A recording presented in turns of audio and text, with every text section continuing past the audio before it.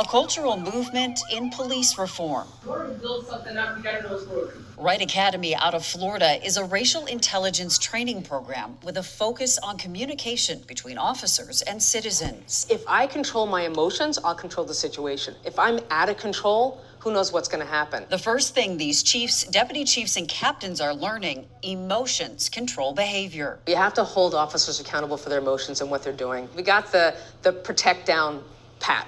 It's the serve that needs to raise the bar. We need to serve and realize that every community member deserves the same respect. 14 different departments across Milwaukee County are going through this training at MATC's South Campus. Any training like this, or we can just take a moment, internally regulate what we're doing, it'll lead to a better outcome with the public. RITE Academy gives law enforcement those tools, like taking a moment to find things to be grateful for before a shift, and an officer knowing where they are on what's called the emotional energy ladder 220. as they go from call to call. How I feel inside, how I internalize my emotions are connected to energy. So if I'm angry, my focus is going to be very narrow. Academy co-founder Randy Friedman says an officer experiencing emotions at the top of the ladder can see the big picture on the street and better de-escalate a situation.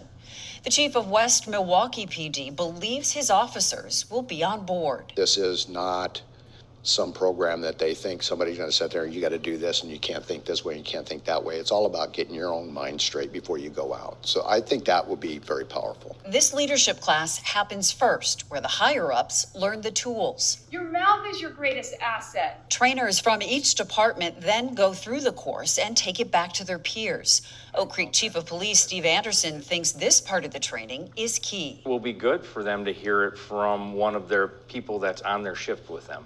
It's probably going to be better received than just having the chief come down with another message. Anderson says the training ties together some of what his department is already doing. He feels these additional tools can also help improve officers' relationships in the communities they serve. It's focus on putting ourselves in the right place so we can properly communicate and interact with the community. And I think if we can start to do that, that will help with the other issues that are out there.